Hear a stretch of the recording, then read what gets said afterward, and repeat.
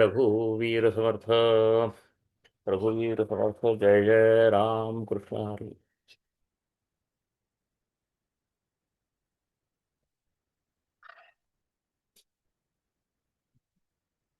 तुकारामांचे एक दोन तीन अभंग आज आपण बघून थांबूया. अं, संतांच्या भक्तीच्या सगळ्या प्रवासामध्ये आम्ही कायम सांगत आलेलो आहे, पण ती खरीच गोष्ट आहे की ही अद्वैत भक्ती आम्ही असं म्हणतो. हा महाराष्ट्रातल्या भक्तीचा हा प्रकार वेगळा आहे. त्याची अनेक वैशिष्ट्ये पुढच्या काही अभंगांमध्ये स्पष्ट होणारच आहे. पण हा भक्त जो असतो तो कशा पद्धतीचा अद्वैत साधतो, तर पांडुरंगाची तो भक्ती करतो. पांडुरंगाचा अंश आपल्यात आहे हे त्याला कळतं. आपला अंश पांडुरंगात आहे हे त्याला कळतं. आपलं आणि पांडुरंगामधलं ऐक्य त्याला कळतं त्या भक्ताला. आणि हे सगळं केल्यानंतर, सगळं समजल्यानंतर तो मुक्ती साधत साधू बघतच नाही. तो म्हणतो, मला खरं पांडुरंगा आता सगळं ज्ञान झालंय, पण मला तुझा अंश म्हणून असंच राहू दे, तुझ्या पायापाशीच राहू दे. अशा ज्ञान पूर्ण झाल्यानंतरची भक्ती, भक्तीचं चालू राहणं, ही आमच्या मुक्तीची कल्पना आहे. म्हणजे अद्वैत वेदांतामध्ये मुक्ती जी असते ते जीवाला आपलं जीव पण कळलं आणि आपण शिव आहोत असं कळलं एकदा, आणि हे सगळं जगत हे माया आहे असं कळलं की त्यांना ज्ञान झालं असं ते म्हणतात. भक्तीच्या मार्गामध्ये ही ज्ञान, हा ज्ञान म्हणजे काय धोंड आहे का काय मार्गातली, अशा पद्धतीनं संत सांगतात की ते ज्ञान वगैरे झालंय, पांडुरंगा आता मला सांभाळ, आता मला ज्ञान झालं, आता मला तुझे चरण सोडायचे नाही. ह्या चरण न सोडणं आणि संतांमध्ये मिळून जाणं, संतांमध्ये विलीन होणं, संतत्वामध्ये विलीन होणं, पांडुरंगामध्ये विलीन होणं, हीच आमची मुक्तीची कल्पना आहे. तर आपण एक दोन अभंग त्या पद्धतीचे बघूया. आणि किती सुंदर उपमा तुकाराम महाराज देतात बघा. अग्नी माझी गेले, अग्नी होऊन तेच ठेले. तुम्ही अग्नीत एकदा मिळाला की तुम्ही नष्ट होत नाही, तुम्हीच अग्नी होऊन बसता असं सांगता. काय उरले तयापण, मागील ते नामगुण. असं संत आणि विठोबा यांच्या तुम्ही जेव्हा शरण जाता त्यांना, तेव्हा तुमचं मागचं जे काही आहे सगळंच निःशेष होऊन जातं, त्याचं काही उरत नाही असं तुकाराम सांगतात. काय उरले तयापण, मागील ते नामगुण. लोह लागे परिसा अंगी, तोही भूषण झाला जगी. एकदा लोह परिसाला लागलं की की त्याचं सुद्धा परिस होतो, त्याचं सुद्धा सोनं होतं, आणि मग तो सुद्धा भूषण होतो. सरिता ओहळा ओघा, गंगे मिळून झाल्या गंगा. गंगेला मिळालंय का ओघळाचा सुद्धा, ती गंगाच होती. चंदनाच्या वासे तरुचंदन झाले स्पर्श. चंदनाच्या वासामुळं इतर झाडं आणि चंदन ह्याच्यातला फरक ओळखायला येत नाही. आणि तुका जडला संता पायी, दुजेपणा ठाव नाही. त्यामुळे तुकाराम महाराज संतांच्या पायी एकदा जोडलो की आम्ही संतच होऊन जातो. आम्हाला संत व्हायसाठी वेगळं काही करायला लागत नाही. पण म्हणून सांगतात काय, संत कसं व्हायचं सांगत नाही आहेत. तुम्ही संतांच्या पायी रुजू होऊन राहा, संतांच्या पायी जळून राहा, विठ्ठलाच्या पायी जळून राहा. पुढे काय व्हायचं ते होईल. ते सांगतात फक्त की तुम्हीच विठ्ठल व्हाल, तुम्ही संत व्हाल. पण आपल्याला काय करायचं आहे, आपल्याला फक्त चरणराज तिथं तिथं बसून बसून राहायचं, बाकी कसली अपेक्षा करायची नाही. तुम्ही काय होता हे तो ठरवेल, असे संतांचं सांगणं आहे. पुढची एक संतांचं सांगण्याचा अगदी अनेक जे संदेश आहेत, दोन चारच आहेत खरे महत्वाचे मुद्दे भक्ती संप्रदायामधले, पण आता हा फार महत्वाचा आहे. वेद जया गाती, आम्हा तयाची संगती.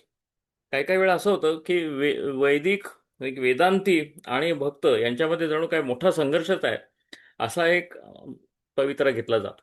आणि दोन्ही बाजूने घेतला जातो तो. खरं तर त्यात तसं काही अंतस्थ बघायला गेलं तर वेदांचाच संदेश वेदांताना आणि वेदांताचा संदेश भक्ती संप्रदायानं दिला जरी असला, तरी वेदाचा अर्थ तुम्ही कसा लावता, तो अर्थ लावत असताना परत सोळवळ जर पाळणार असाल तर मग भक्ती संप्रदायाचा तुमच्याशी वाद होतो. त्यामुळे तुम्ही आचरणामध्ये कसे आहात यावरनं तर फरक होणार असेल तर तो फरक नक्की आहे. पण पण मूळचा एकत्वाचा जो संदेश आहे तो सगळीकडे सारखाच आहे. वेद जया गाती, वेद ज्याचं महात्म्य गातात, आम्हा तयाची संगती. काय फरक आहे सांगा बरं. या पद्धतीनं संतांनी सांगितलं. पण आपला एक समतावाद, साम्यवाद, आम्ही माणुसकीला सोडणार नाही, हा संत धरूनच ठेवतात. आणि जे ब्राह्मण वेद गातात पण सोळं पाळतात, जे ब्राह्मण वेदांतातलं सगळं ब्रह्मज्ञान सांगतात आणि माणूस माणसाला नीचपणानं वागवण्यावर भर देत असतील, तर मग ते ब्राह्मण नव्हे, त्यांचा वेद पण आम्हाला नको, असं सरळ कडक भूमिका पण घेणारे असं भक्ती संप्रदाय. त्यामध्ये आचरणामध्ये कुठे जर सोळेपणा येत असेल तर त्यामध्ये भक्ती संप्रदाय सरळ म्हणतो की आम्हाला मग तुमचा वेद वेदांत मान्य नाही. तुम्ही जे सांगता, तुमचा जो कोणी देव असेल तो आम्ही कंठात साठवलेला आहे आणि आमचं आचरण हे असं आहे, असं स्पष्टपणानं वेगळी भूमिका घेणारे संत आहे. पण तात्वत्याने भूमिका वेगळी नाही. वेद जया गाती आम्हा तयाची संगती, नाम धरियले कंठी अवघा साठविला पोटी. आम्ही नाम कंठी धरलेलं आहे ना, तर ते वेद तुमचे जे गातात ते तेच आहे. आम्हाला वेदांचा अधिकार नसू दे, पण तुम्ही ओंकार जो म्हणता, तुम्ही सगळ्या यज्ञांच्या शेवटी जे मिळवता ते आमच्या कंठात आम्ही आधीच धारण करून ठेवलेलं आहे, असं हा म्हणजे त्यात भेद नाही आहे. पण ह्याला तुम्ही नकार देणार असाल तर मग आपला भेद आहे. आम्ही आम्ही विठ्ठलाच्या बरोबर जाणार आणि समतेच्या दिंडीत सामील होणार, असं स्पष्ट वारकरी सांगतात. नाम धरियले कंठी अवघा साठविला पोटी, ओंकाराचे बीज.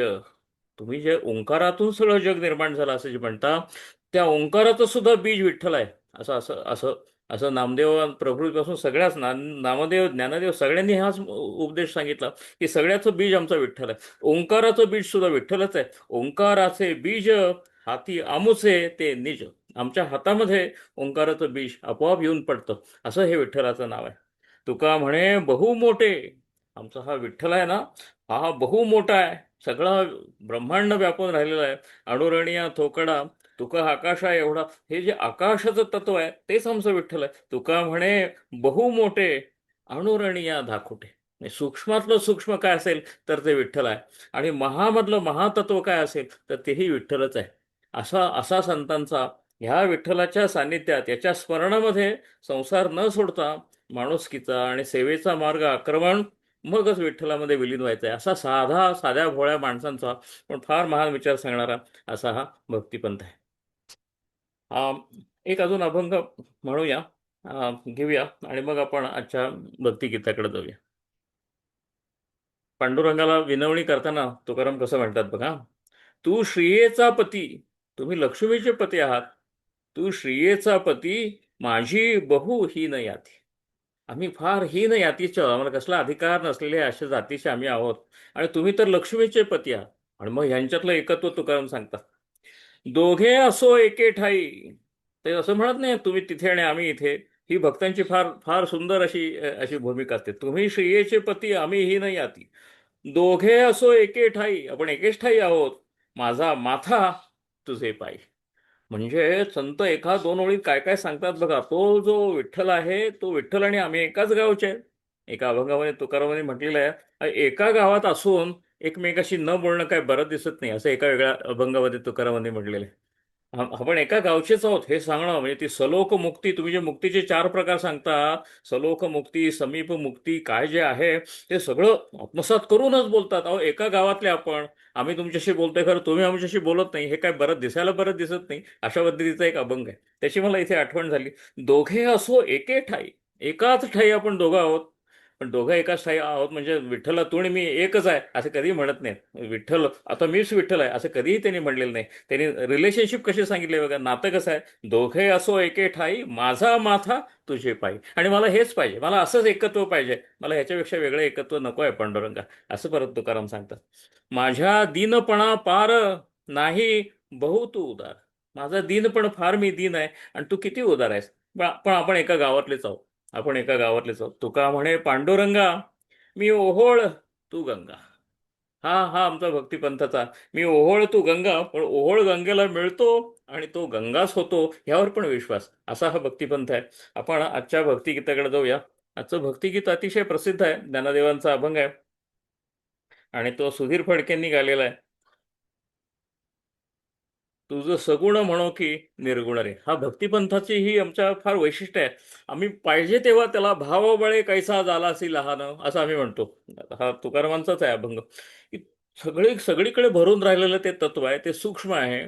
आणि आमच्यासाठी ते परत भावबळे विटेवर येऊन उभा राहतं. हे दोन्ही सगुणपण आहे आणि निर्गुणपण आहे, आणि सगुण आणि निर्गुणाच्या इंटरफेसला सीमेवर नाम उभा आहे. असा असा हा भक्ती संप्रदाय आहे. त्यात ते नाम सगुण पण आहे आणि ते नाम निर्गुण पण आहे. आणि नाम घेतल्यामुळे आम्हाला सूक्ष्मातली सूक्ष्म पण सिद्धी मिळते आणि महातली महा पण सिद्धी मिळते. असा हा भक्ती संप्रदायाचा विश्वास आहे. आणि म्हणून नामावर तो विश्वास आहे. त्याचं कारण असं आहे की ते सगुण आणि निर्गुणाला जोडणार आहे. हा ज्ञानदेवांचा अभंग किती सुंदर आहे बघा. तुझं सगुण म्हणो की निर्गुण रे, सगुण निर्गुण एकू गोविंद रे. ही आमच्या भक्ती संप्रदायाची खरी शिकवण आहे की सगुणाला पण आम्ही मानतो, निर्गुणाला पण आम्ही मानतो, आणि दोन्ही मध्ये आणि दोन्हीला ट्रान्सेंड करणारं, ओलांडून पलीकडे जाणारं तत्व गोविंद आहे. तर गोविंद आमच्या कंठामध्येच आम्ही धारण करतो केवळ नामाच्या जोरावर. अनुमानेना, अनुमानेना, अनुमानेना म्हणजे याचा अनुमान काढता येत नाही. Vitthal cannot be deduced from from some premises. तुम्ही कशावरून तरी हे डिड्यूस करू शकत नाही. ह्याचा अनुमान काढता येत नाही. हाच ओरिजिनल आहे, हाच प्रिमाइस आहे. खरं गृहीतक विठ्ठलच आहे. विठ्ठलावरून तुम्हाला काही निष्कर्ष काढायचे तर काढता येतील. विठ्ठल हा निष्कर्ष असू शकत नाही कशाचा. त्यामुळे विज्ञानाला विठ्ठल सापडणार नाही, असा असा सरळ आहे. अनुमानेनाचा अर्थ तो आहे की विठ्ठल कॅनॉट बी डिड्युस्ड. अनुमानेना, अनुमानेना श्रुती नेती नेती म्हणती गोविंदुरे. श्रुती म्हणजे आमचा सगळा उपनिषद आहे, त्याला श्रुती म्हणायची पद्धत आहे. उपनिषदात सांगतात तुम्हाला ब्रह्म सापडलंय असं वाटलं की ओळखा, काही सापडलेलं नाही. त्याला नेती नेती हा साधनेचा, ध्यानाचा, चिंतनाचा प्रकार आहे वेदांतामधला. हेही नाही, तेही नाही, नायदर धिस नॉर दॅट, असा नेती नेतीचा प्रकार. आणि मग काय, याच्याकडे तुम्ही आत वळता आणि मग तुम्हाला ब्रह्मज्ञान होतं, असा तो एक प्रकार आहे. तर श्रुती नेती नेती म्हणती गोविंदो रे, तुझं स्थूळ म्हणो की सूक्ष्म रे. कारण तुम्ही दोन्ही आहात. तुझं स्थूळ म्हणो की सूक्ष्म रे, स्थूळ सूक्ष्म एको गोविंदो रे. असा असा हा अ, अ, असा हा सांगण्याचा प्रकार आहे. किती व्यवस्थित सांगितलंय ज्ञानदेवांनी, किती सोपं करून सांगावं. तुझं आकारू म्हणो की निराकारू रे. तर सगळं तेच आहे, पण तुझं आकारू म्हणो की निराकारू रे, आकारू निराकारू एको गोविंदो रे. तुझं दृश्य म्हणो की अदृश्य रे, तू मॅनिफेस्ट आहेस का अनमॅनिफेस्ट आहे, आम्हाला त्याच्या पलीकडे जाणारा तुझं तत्व आहे. हे दोन्ही तुझ्यातच सामावलेले आहेत. तुझं सगुण आणि तुझं निर्गुण रूपाच्या वर तुझं रूप आहे, ह्या पलीकडे जाणारा तू आहेस. तुझं दृश्य म्हणो की अदृश्य रे, दृश्य अदृश्य एकू गोविंदो रे. तुझं व्यक्त म्हणो की अव्यक्त रे, व्यक्त अव्यक्त एकू गोविंदो रे. निवृत्ती प्रसादे ज्ञानदेव बोले. कसं गुरूंची आठवण ज्ञानदेवांनी इतक्या सुंदर रीतीनं जागोजागी केलेली आहे. निवृत्ती प्रसादे ज्ञानदेव बोले, बाप रखुमा देवी वरू विठ्ठल रे. असं सगळीकडे विठ्ठल भरून राहिलेलं आहे. पण अशी ज्ञानात्मक जाणीव जी आहे ती सगुणाला पण आणि निर्गुणाला पण, हे श्रेष्ठ आणि ते कनिष्ठ, ते कनिष्ठ आणि हे श्रेष्ठ, असं आम्ही म्हणत नाही. हे दोन्हीलाही आम्ही मानतो आणि दोन्हीच्या पलीकडे जो विठ्ठल उभा आहे त्याला जास्त मानतो आणि आम्ही कसलाच भेद मानत नाही, असा सांगण्याचा हा हा अभंग आहे. तर आपण आता तो अभंग ऐकूया आणि थांबूया. चारू. तुझ सगुण म्हणो की निर्गुण रे, तुझ सगुण म्हणो की निर्गुण रे. सगुण निर्गुण एकू गोविंदु रे, सगुण निर्गुण एकू गोविंदु रे. तुझ सगुण म्हणो की निर्गुण रे, तुझ सगुण म्हणो की निर्गुण रे.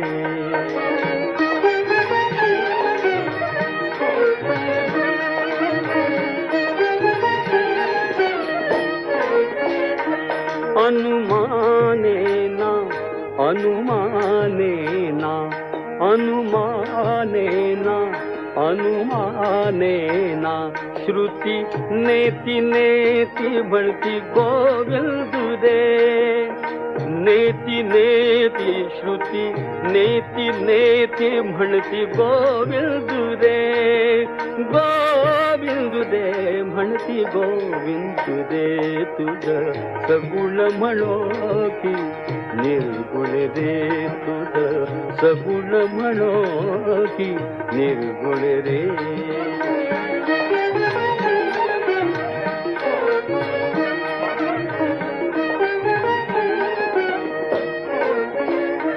तुझ स्थूळ म्हणो की सूक्ष्म रे, तुझ स्थूळ म्हणो की सूक्ष्म रे. तुझ स्थूळ म्हणो की सूक्ष्म रे.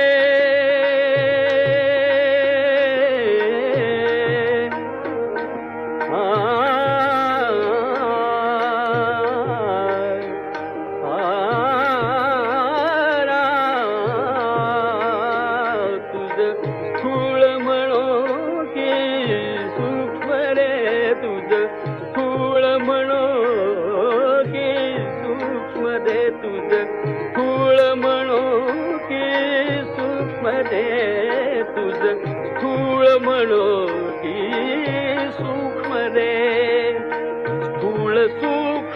एक गोविंद रे, स्थूल सूक्ष्म एक गोविंद रे, एक गोविंद रे.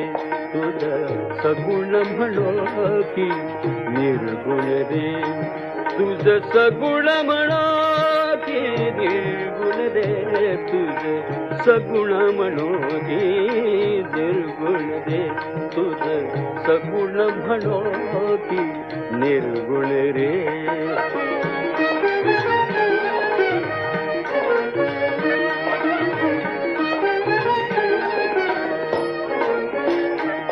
तुझ दृश्य म्हणो की अदृश्य रे, तुझ दृश्य म्हणो की अदृश्य रे.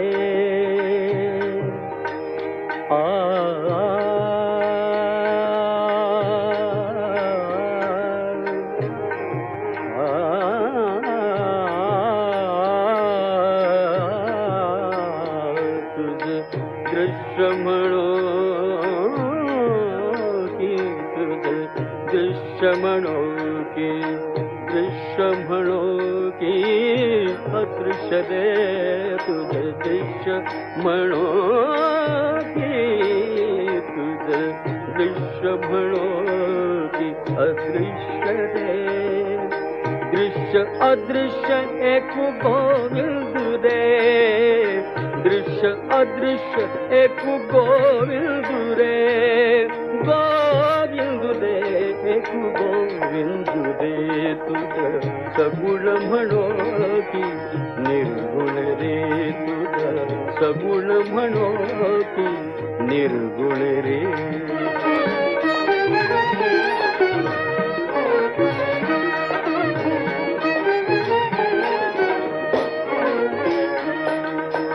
सगुण म्हणो की निर्गुण रे, तुझ सगुण म्हणो की निर्गुण रे, तुझ सगुण म्हणो की निर्गुण रे, तुझ सगुण म्हणो की निर्गुण रे.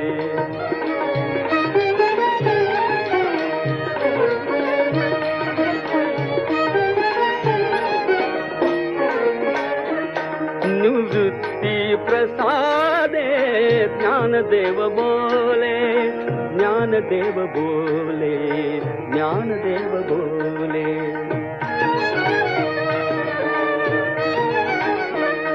निवृत्ती प्रसादे ज्ञानदेव बोले, निवृत्ती प्रसादे ज्ञानदेव बोले.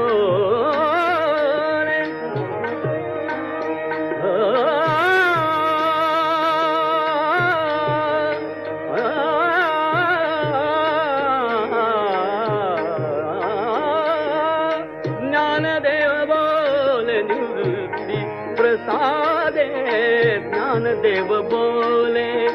बाप रखमादेवी वरु विठ्ठलु रे, विठ्ठलु रे, विठ्ठलु रे, विठ्ठलु रे, विठ्ठलु रे, विठ्ठलु रे, विठ्ठलु रे. तुझ सगुण म्हणो की निर्गुण रे, सगुण निर्गुण एक गोविंद रे. तुझ सगुण म्हणो की सगुण म्हणो की सगुण म्हणो की निर्गुण रे.